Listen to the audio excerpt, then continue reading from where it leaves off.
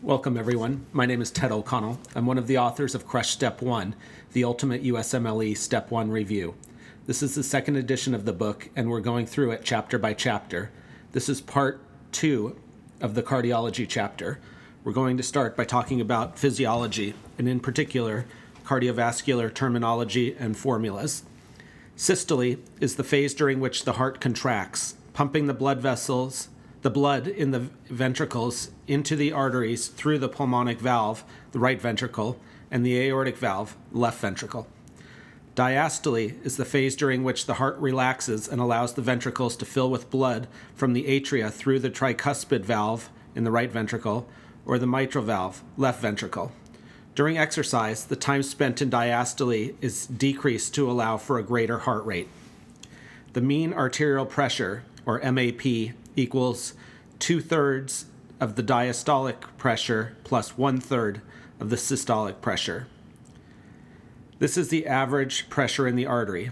It is important to note that because the heart spends more time in diastole than systole, the mean arterial pressure is not a simple average of the two pressures. Stroke volume equals left ventricular end diastolic volume minus left ventricular end systolic volume.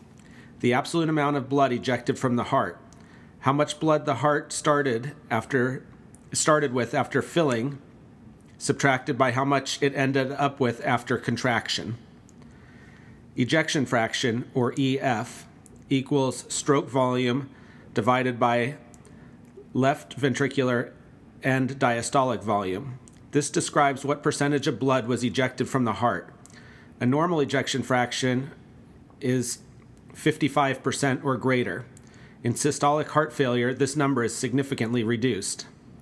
Cardiac output, or CO, equals stroke volume times heart rate, which essentially equals the rate of oxygen consumption divided by arterial oxygen content minus venous oxygen content. The cardiac output is the volume of blood being pumped per minute. This can increase considerably during exercise in the healthy heart and is decreased in heart failure. Initially in exercise, the stroke volume increases to augment cardiac output. As exercise continues, the heart rate increases to meet the increased demand. Increasing either the stroke volume or the heart rate can increase cardiac output. The second equation is more tricky. Imagine with a low cardiac output, the blood is moving more slowly through the tissues, giving them more time to extract oxygen, leading to a large arterial-venous oxygen content difference. Conversely, with a high cardiac output, so much oxygenated blood is being circulated through the tissues that the tissues do not need to extract all the oxygen from the blood each time it passes through. Total peripheral resistance, MAP, equals cardiac output times total peripheral resistance. The total peripheral resistance is the resistance in the entire systemic circulation, not the pulmonary circulation.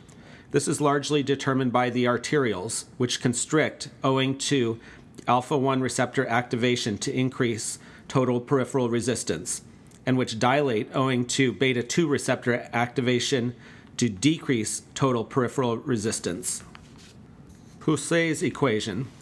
Resistance equals 8NL divided by pi r to the fourth, where n is viscosity, L is length, and r is radius. This law describes how much resistance there is in a circuit.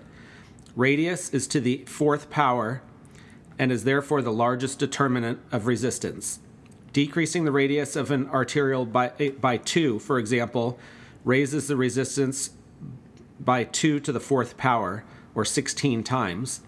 Increased viscosity can be seen if there are more red blood cells, such as in polycythemia, or more protein, such as in multiple myeloma. Preload is ventricular end diastolic volume, based on how much blood has come back to the heart by venous return. Sympathetic tone increases venous return and preload. Venodilators such as nitroglycerin decrease preload. Afterload is the mean arterial pressure, essentially how much pressure the heart has to work against to eject blood from the ventricles. Increased afterload, such as from hypertension, aortic stenosis, or vasoconstriction, causes the heart to work harder and consume more oxygen to eject blood. Now let's move on to electrophysiology. The electrical conducting system described in the anatomy section is a basis for an organization of the electrical signal leading to a coordinated and effective contraction. The heart rate is set by the pacemaker that generates electrical signals or action potentials at the fastest rate.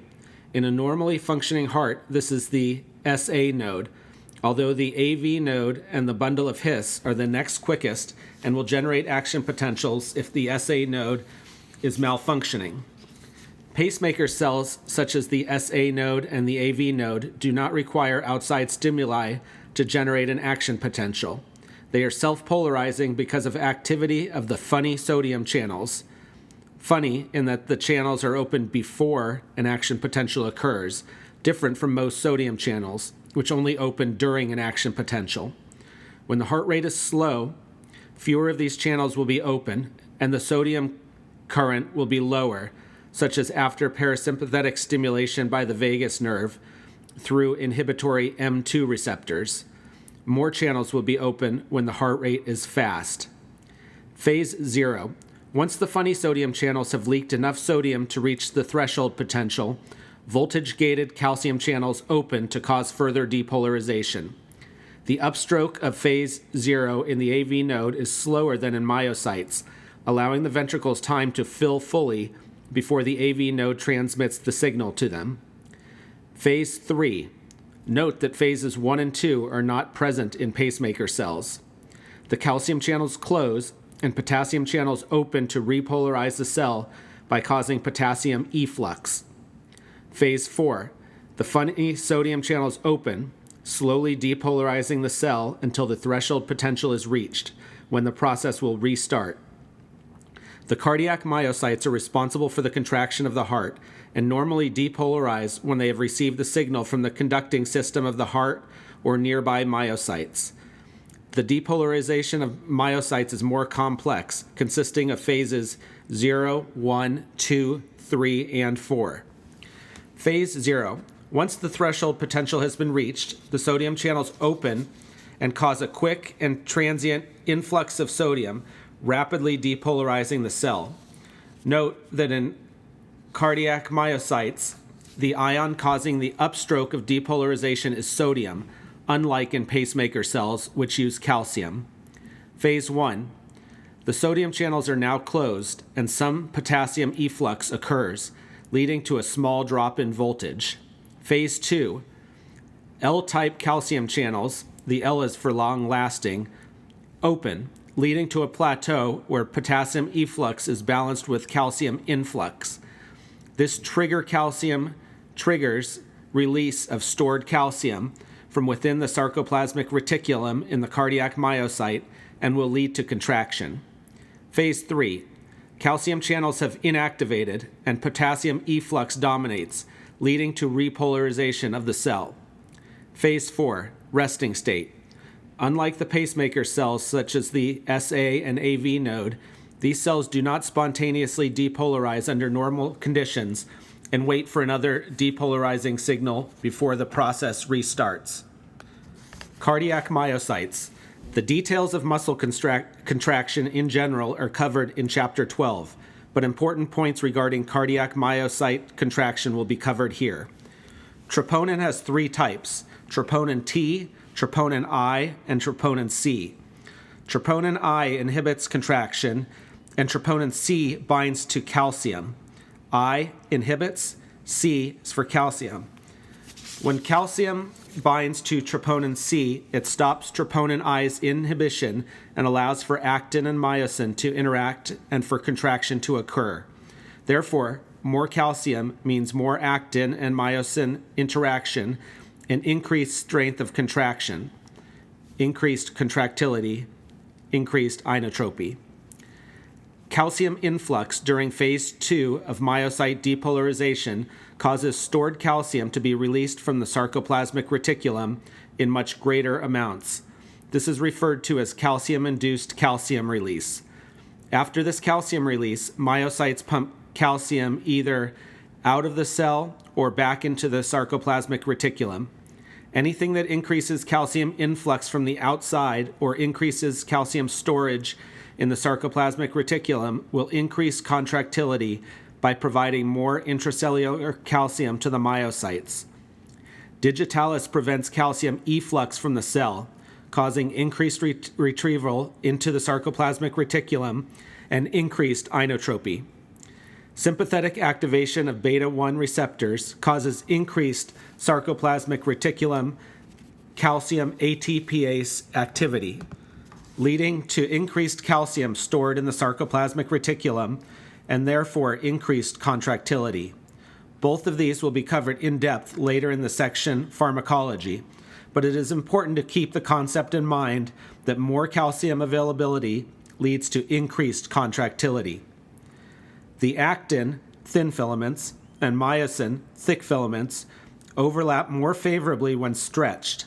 Therefore, more blood returning to the heart or increased preload will fill the heart more, causing the myocytes to stretch and in turn creating a stronger contraction. However, do not confuse this with contractility, which is ability to contract at a given preload and is dependent on intracellular calcium levels. More preload will lead to a stronger contraction, but not increased contractility. This concept will be explained in further detail in the next section when we talk about the Frank-Starling curve.